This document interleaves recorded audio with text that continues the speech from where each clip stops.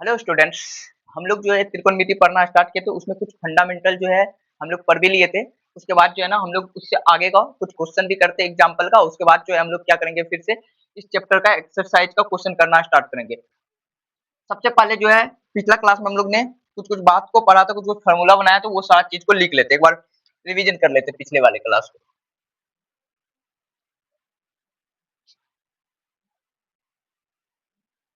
हम लोग साइन लिखते थे, वो होता था साइन थीटा, जो होता था वो होता था पी अपॉन का एच। कॉस थीटा जो होता था वो होता था हम लोग का बी अपॉन का ये एच। ये पिछले लेक्चर में हम लोग कंप्लीट रूप से कैसे कैसे करके आया था ये सारा चीज लिखे थे। टेन थीटा जो था वो था पी अपॉन का बी। कॉसेक थीटा जो था वो था हम लोग का एच अपॉन का पी। और सेक थीटा जो था अपना लोग का वो था एच अपॉन का बी। उसके बाद कॉट थीटा जो था वो था हम लोग का कॉट थीटा क्या था हम लोग का बी अपॉन का पी। इसमें से ये बात भी बताया था इसका फुल नाम क्या होता है, और ये जो था ये अपवाद था जिसमें से 5 लेटर का यूज, बाकी में सब में क्या था 3 लेटर यूज हो रहा था। बस इसमें जो था 5 लेटर यूज हो रहा था। अब जो है हम लोग कुछ कुछ भाग देकर के कुछ कुछ फॉर्मूला और बनाते। ये सारा फॉर्मूला में बता भी दिए थे आपका जो है। कुछ कुछ एक दूसरे का व्युत्क्रम है। व्युत्क्रम मतलब आप लोग को बताए थे जिसका मल्टीप्लाई एक हो जाए। जैसे कि साइन जो है आपका किसका है, तो कोसेक का व्युत्क्रम है। व्युत्क्रम मतलब जिस दो नंबर का अगर मल्टीप्लिकेशन एक आ जाए तो उसे हम लोग व्युत्क्रम बोलते थे। इसी तरह साइन थीटा का अगर कोसेक थीटा के साथ मल्टीप्लिकेशन करोगे आपका एक आ जाएगा। उसी तरह कॉस का जो है, कॉस का आपका सेक के साथ ऐसा होता है। टेन का जो है आपका कॉट के साथ ऐसा ही होता है। सही है क्यों? इसके बाद जो हम लोग कुछ डिवाइड करके नया नया फॉर्मूला बनाते हैं। जैसे कि मान लेते हैं आप साइन थीटा को भाग दोगे कॉस थीटा से, आएगा क्या फॉर्मूला? साइन थीटा को अगर कॉस थीटा से भाग दोगे तो साइन का फॉर्मूला होता है पी अपॉन का एच, और कॉस का फॉर्मूला जो होता है वो होता है बी अपॉन का एच। अब यहां से क्या करोगे, भाग दोगे, आपका एच एच कट जाएगा, बचेगा पी अपॉन का बी। और आपको पता है पी अपॉन का बी होता क्या है, टेन थीटा। तो आपका एक फॉर्मूला निकल के ये आ गया, साइन थीटा कॉस थीटा का डिवाइड करने से जो आएगा वो टेन थीटा आएगा।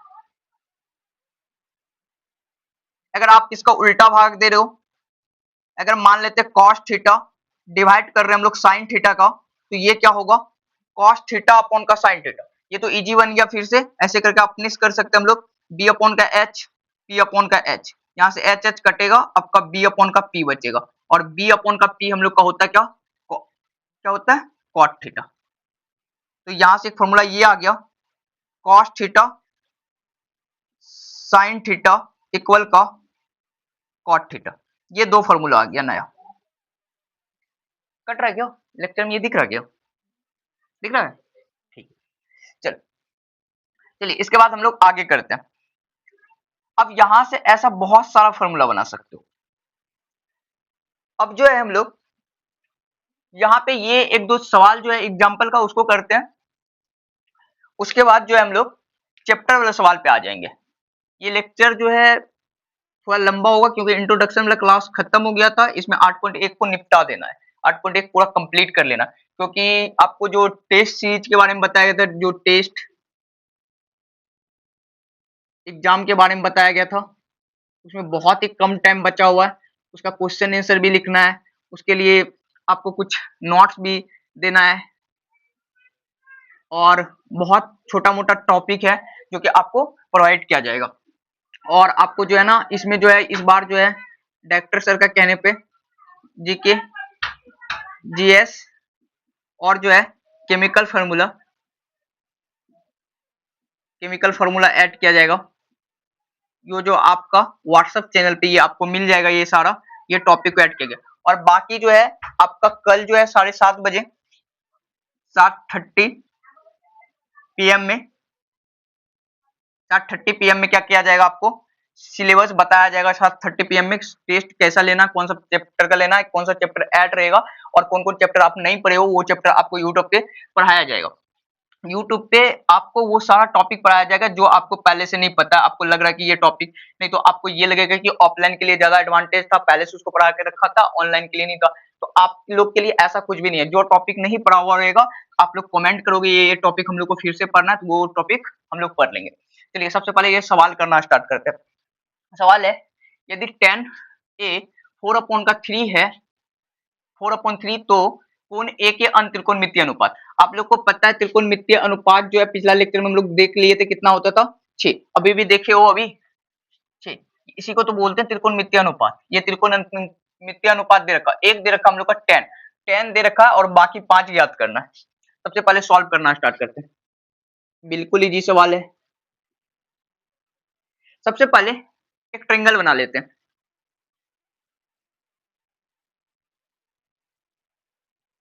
अभी 10th क्लास तक के लिए आपको ये बात भी पता है कि ये एंगल जो होगा कौन सा होगा, न्यून कोण, क्योंकि यहाँ पे जितने भी आप लिखो न्यून कोण के अकॉर्डिंग ही लिखते हो ये सारा।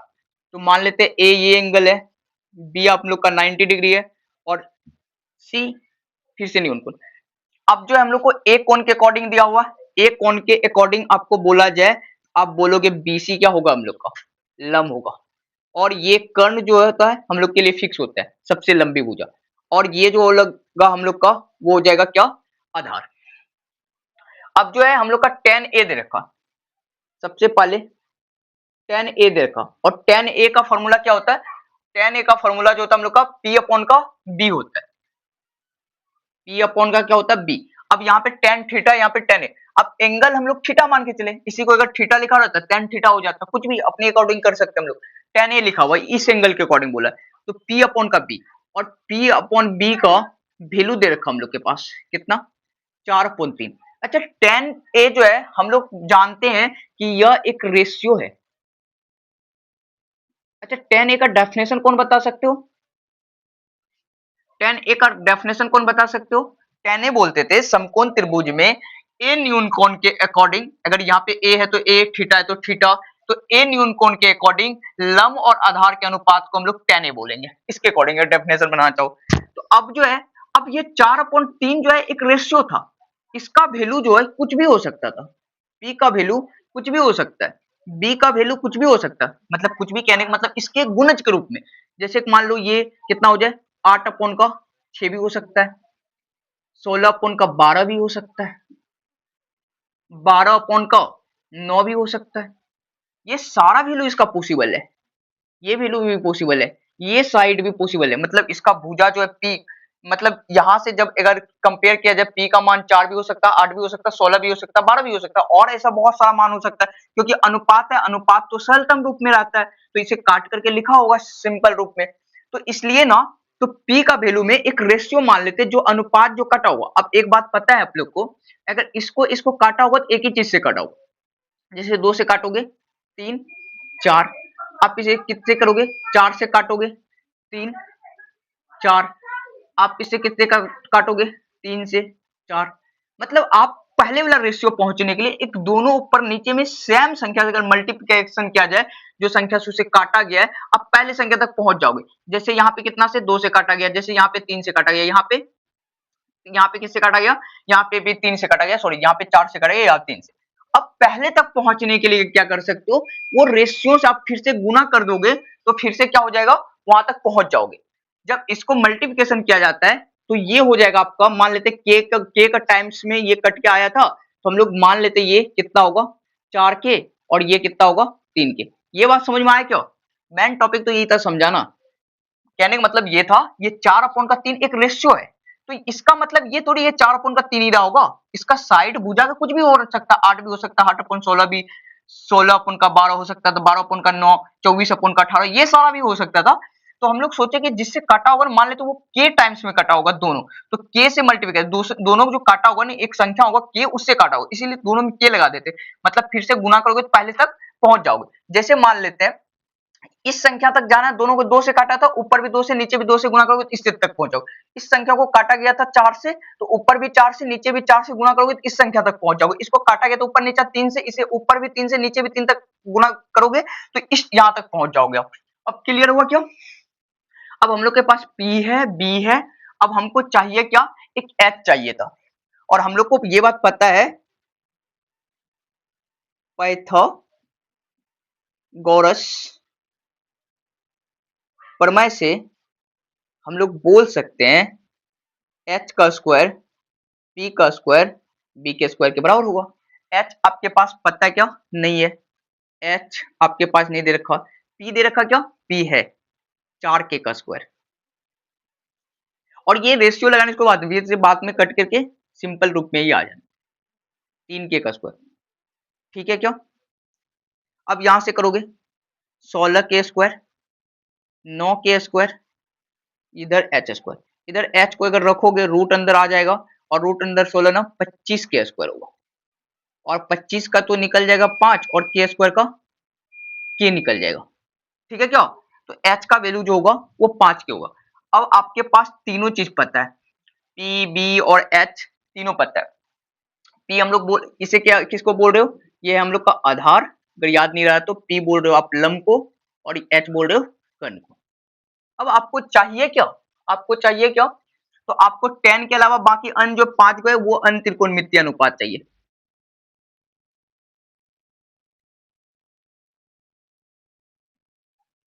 अन्य त्रिकोणमितीय अनुपात चाहिए। अन्य त्रिकोणमितीय अनुपात क्या होना है?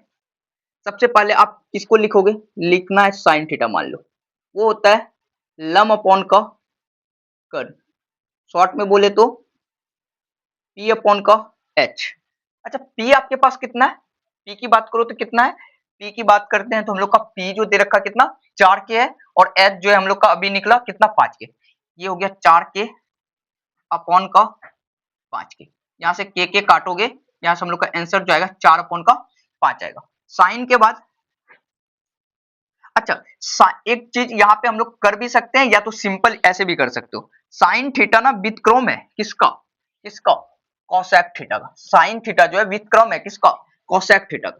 तो कोसेक थीटा लिखने, अच्छा सॉरी थीटा नहीं लगाते हम लोग, एंगल ए चल रहा था, एंगल ए के अकॉर्डिंग लगाओगे एंगल। अच्छा साइन ए और कोसेक ए क्या होता है? एक दूसरे का व्युत्क्रम। एक दूसरे का व्युत्क्रम का मतलब हम लोग को पता है 4/5 का व्युत्क्रम क्या होगा? 5 अपॉन का 4। या तो ऐसे नहीं पता, इसका फॉर्मूला होता है कोसेक का क्या? कोसेक का जो फॉर्मूला होता है हम लोग का वो होता है क्या? h अपॉन का p। h देख लो कितना है, h कितना हम लोग के पास 5K है, और p भी खोज लो कितना है, p 4K है। यहाँ से काटोगे और यहाँ से आ जाएगा 5 अपॉन का 4। लाइट चल गया क्या?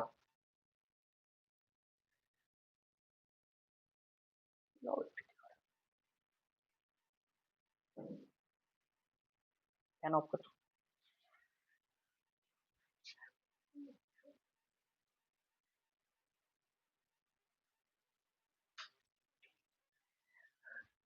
ठीक है, यहाँ से कोसेक आ गया।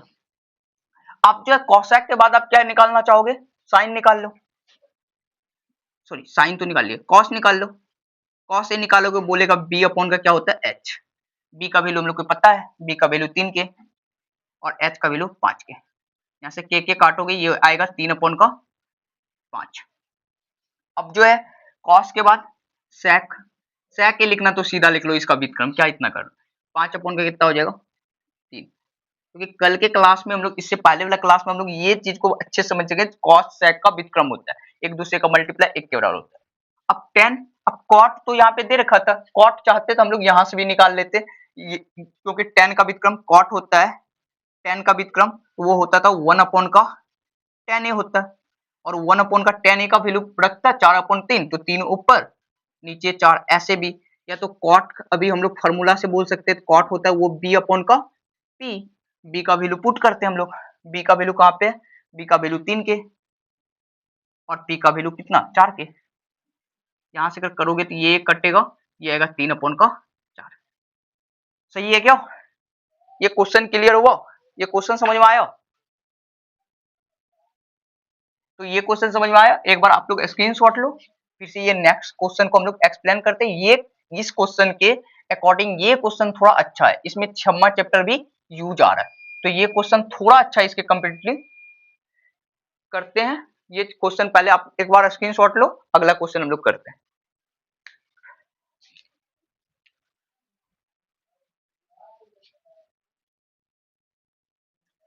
अब जो है हम लोग पहला क्वेश्चन 1 नंबर कर लिए, ये एग्जांपल हम लोग का दूसरा था एनसीईआरटी का, ये क्वेश्चन थोड़ा अच्छा था इसलिए ये क्वेश्चन को लेते हैं। सबसे पहले ये क्वेश्चन हम लोग को दिया क्या है, एंगल बी और एंगल क्यू ऐसे न्यून कोण है जिसमें कि साइन बी और साइन क्यू जो है आपस में इक्वल है, तो सिद्ध करना है कोण बी और क्यू इक्वल है।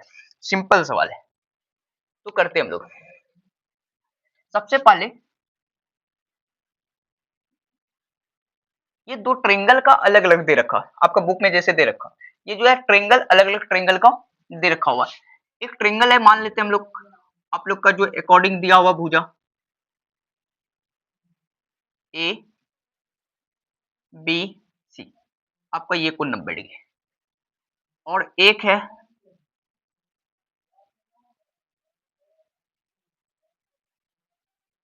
पी क्यू आर, अच्छा सॉरी क्यू यहां कर लेते हैं,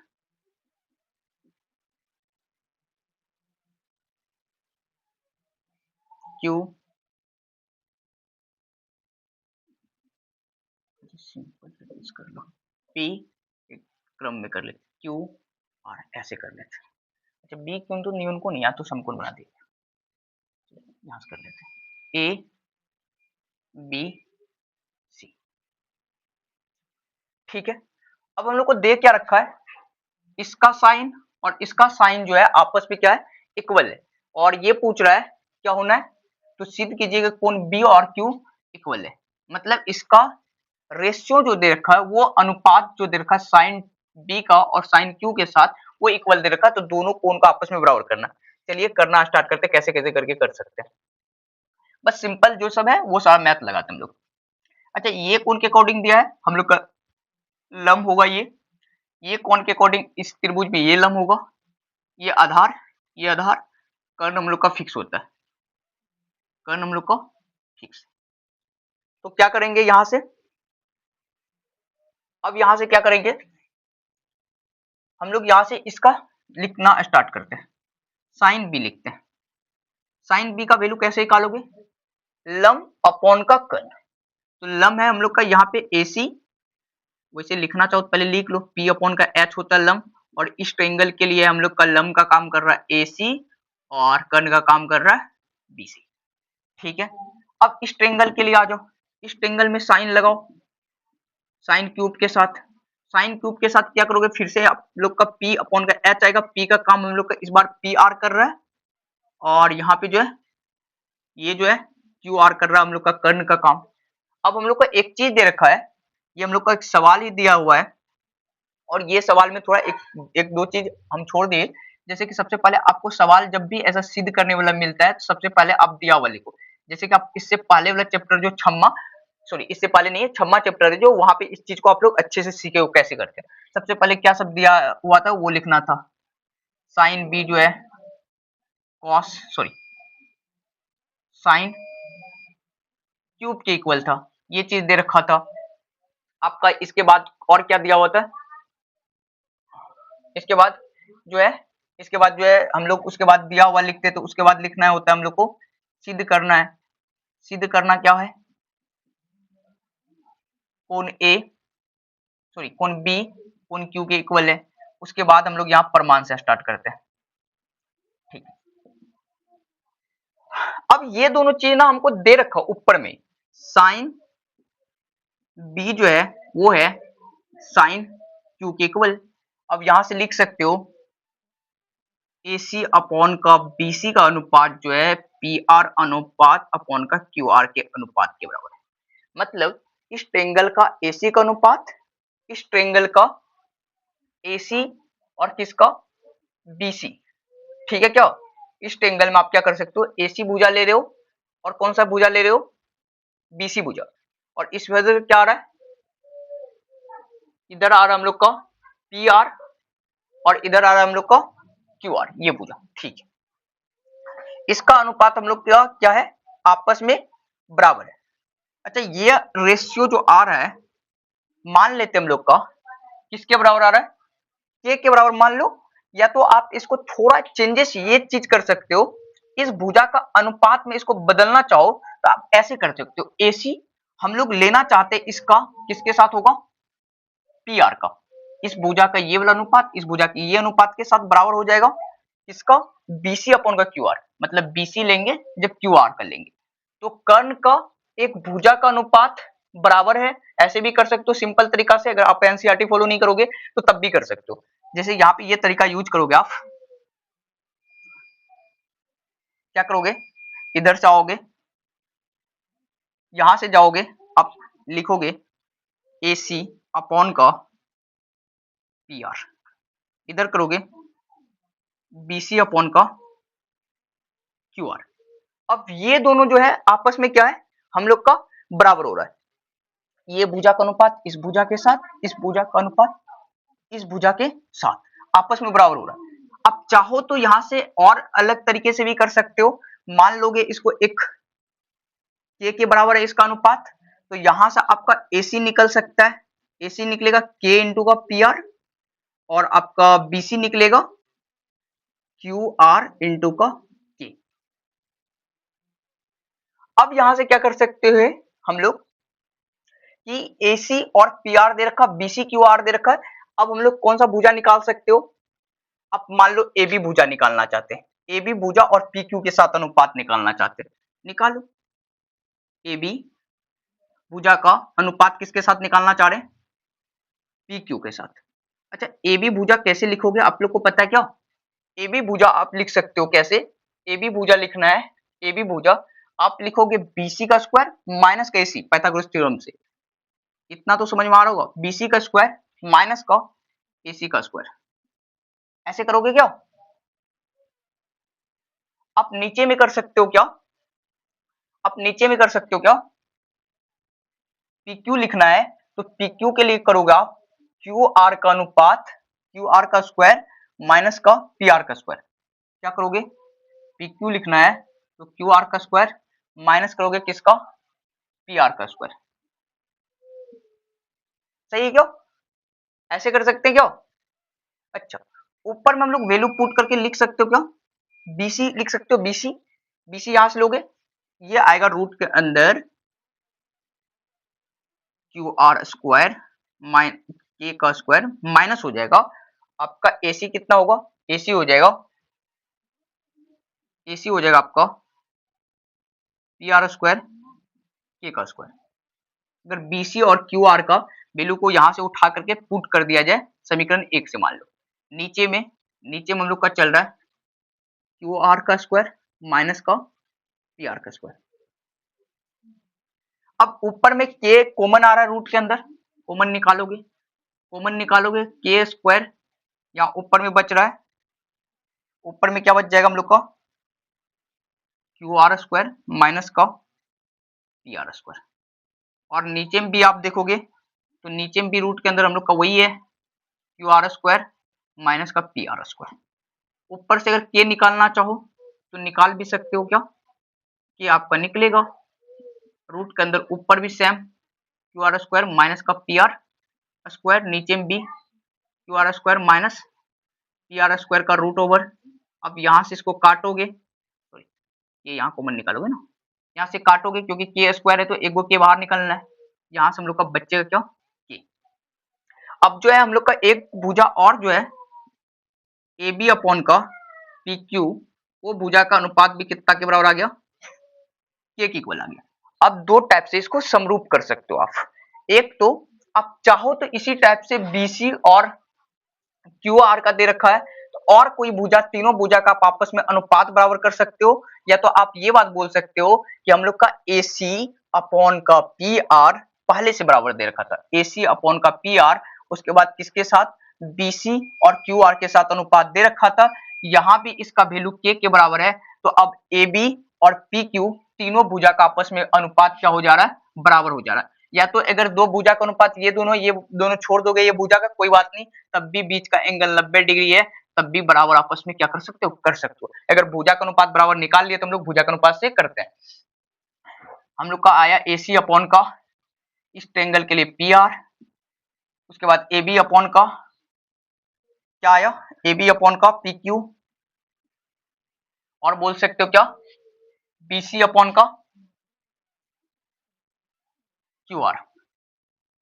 ये सब जो है किसके बराबर है, के के बराबर है, इसीलिए ये अनुपात आपस में बराबर है। अब ये दोनों ट्रायंगल का अनुपात बराबर आया तो आप लोग लिख सकते हो क्या, ट्रायंगल ए बी सी समरूप ट्रायंगल पी क्यू आर का। ये हम लोग बहुत डिटेल में पहला लेक्चर चैप्टर 6 का फर्स्ट लेक्चर में, जिसमें 6.1 भी कंप्लीट कर लिए थे, वहां पे हम लोग पढ़ चुके हैं। अब ये दोनों त्रिभुज अगर आपस में क्या हो रहा है, समरूप हो रहा है, तो आपको ये बात पता है कि समरूप त्रिभुज का संगत भाग बराबर होता है, इसलिए कोण बी बराबर क्या हो जाएगा, कोण क्यू सीपी सीटी से। और यही हम लोग को क्या करना था, सिद्ध भी करना था। हो गया हम लोग का क्या, अभी तो सोचे थे ये लेक्चर को और थोड़ा लंबा करते, क्योंकि बट लाइट का थोड़ा, लाइट इशू हो गया, इन्वर्टर सब चार्ज नहीं है, इसलिए क्लास को यहीं तक अभी एंड करते हैं। नहीं तो सोचे थे 8.1 जो है स्टार्ट करेंगे, उसको पूरा कंप्लीट कर लेंगे। अब जो अगला लेक्चर होगा आप लोग का, उसमें 8.1 पूरा कंप्लीट सवाल जितना होगा वो सारा कर लेंगे। फिर उसके बाद नेक्स्ट थ्योरी में एंगल से रिलेटेड वैल्यू पढ़ेंगे, एंगल कुछ एंगल का मान होता है, प्रमुख एंगल, उसके बाद पूरक, और लास्ट वाला कुछ अच्छे अच्छे फॉर्मूले बनाएंगे, और वो फॉर्मूला लेकर के 8.4 कंप्लीट करेंगे, ये ट्रायंगल कंप्लीट। और आपका टेस्ट सीरीज, टेस्ट एग्जाम जो होना है, वो टेस्ट एग्जाम आपका एनसीईआरटी बेसिस पे होगा, बट एनसीईआरटी से एक भी क्वेश्चन को नहीं उठाया जाएगा, क्योंकि एनसीईआरटी क्वेश्चन को कुछ स्टूडेंट रट के भी रखते हैं, तो एनसीईआरटी क्वेश्चन को नहीं उठाया, हाँ उस बेसिस पे होगा, आपका फंडामेंटल कितना स्ट्रॉन्ग है इस टॉपिक पे लिया जाएगा। तो रहने देते इस क्लास में यहीं तक, मिलते हैं नेक्स्ट क्लास में। Thank you so much, bye bye.